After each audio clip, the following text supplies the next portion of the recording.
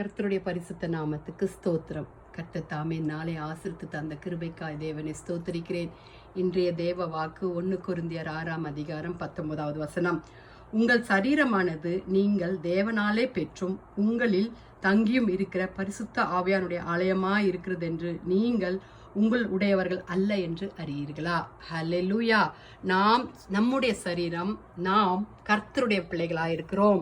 ஹல்லேலூயா. அப்ப நம்ம சரீரத்துல பரிசுத்த ஆவியானவர் ஆலயமாய் தங்க வேண்டும். நாமே அவருடைய ஆலயமாய் இருக்கிறோம். ஆமேன். அப்ப நம் கிறிஸ்துவர்களாகிய நம்ம சரீரத்துல பரிசுத்த ஆவியானவர் தங்கும் முறையில நம்மளுடைய ஜீவிதம் காணப்பட வேண்டும். ரோமர் 8ஆம் அதிகாரம் 14வது வசனத்திலே, மேலும் எவர்கள் தேவனுடைய ஆவினாலே நடத்தப்படுகிறார்களோ அவர்கள் தேவனுடைய புத்திரராய் இருக்கிறார்கள் என்று நம்ம வேதத்துல வாசிக்கிறோம். அதே போல ஆவியானவர் நம்மோடு கூட இருக்க வேண்டுமானால் நமக்கு சில குணாதிசயங்கள் இருக்க வேண்டும். அந்த குணாதிசயங்கள் கிறிஸ்துடையதாய் இருக்க வேண்டும். அப்படி இருக்கும் பொழுது பரிசுத்த ஆவியானவர் தேற்றரவாளனாகிய கிறிஸ்து நம்மோடு கூட இருக்கிறார். ஹல்லேலூயா. அப்படியானால் யோவான் 14ஆம் அதிகாரம் 26வது வசனத்துல நாம் என்ன வாசிக்கிறோம் பாருங்க. என் நாமத்தினாலே பிதா அனுப்ப போகிற பரிசுத்த ஆவியாகிய தேற்றரவாளன் எல்லாவற்றையும் உங்களுக்கு போதித்து நான் உங்களுக்கு சொன்ன எல்லாவற்றையும் உங்களுக்கு நினைப்பூட்டுவார். பரிசுத்த ஆவியானவர் தேற்றரவாளனாகிய கிறிஸ்து நம்மத்திலே பரிசுத்தமா இருக்க வாஞ்சிக்கிறார். ஹல்லேலூயா. அவர் விசுவாசிகளுக்கு பரிசுத்த வாழ்க்கையில பரிசுத்த குணம் தேவைப்பட வேண்டும். ஹல்லேலூயா. தேவனுடைய வசனங்கள் வாசிப்பதன் மூலமாய் நாம் பரிசுத்த ஆவியை பெற்றுக்கொள்ளலாம். ஊக்கமாக ஜெபிப்பதன் மூலமாய் நாம் பரிசுத்த ஆவியை பெற்றுக்கொள்ளலாம். தேவனை பற்றி பிரசங்கங்களை கேட்கும் பொழுது, போதனைகளை கேட்கும் பொழுது அவரை கண்டித்து உணர்த்துகிற ஆவியானவர் சில நேரங்களில் நம்மை கண்டித்து உணர்த்தும் பொழுது, கர்த்தருடைய கரத்துல நம்மை கொடுக்கும் பொழுது நாம் பரிசுத்த ஆவியை பெற்றுக்கொள்ளலாம். ஆவியானவருடைய அசைவாடுதலை வெளிப்படையாக நாம் அறிவதன் மூலமாய் அவர் நமக்கு சொல்லி தருவார். ஹல்லேலூயா. ஆவியானவருடைய ஆலோசனையை நாம் கவனித்து கேட்க வேண்டும். அவருடைய சத்தத்திற்கு நாம் கீழ்ப்படிய வேண்டும். ஹல்லேலூயா.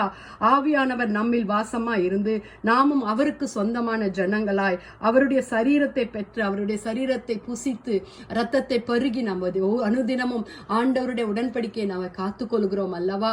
அப்ப அவருடைய பரிசுத்த ஆவியானுடைய ஆலயமாய் இருக்கிறது என்று நீங்கள் அறிவீர்களான்னு கேட்கிறாங்க. அப்படின்னா என்ன? அப்ப பரிசுத்த ஆவியானவர் நம்மளுடைய சரீரத்திற்கு உரிமையாளரா இருக்கிறார். அப்படி இருக்கும்பொழுது நம் சரீரத்துல எந்த விதமான துர்குணங்களும் நமக்கு வரக்கூடாது. ஹல்லேலூயா. எந்த விதமான காட்சிகளும் காணக்கூடாது. எந்த விதமான தீய செயல்களும் செய்யக்கூடாது. ஹல்லேலூயா. நாம் கர்த்தருக்கு சொந்தமான பிள்ளைகளாக இருக்கிறோம். ஹல்லேலூயா. நம் சரீரம் கிறிஸ்துவின் சரீரமா இருக்கிறது. ஹல்லேலூயா. அப்படி இருக்கும் பொழுது நம்முடைய வாழ்க்கை தேவனுக்கு சொந்தமான வாழ்க்கையா இருக்கிறது. ஹல்லேலூயா. நாம் தேவனுடைய பிள்ளைகளாக இருக்கிறோம்.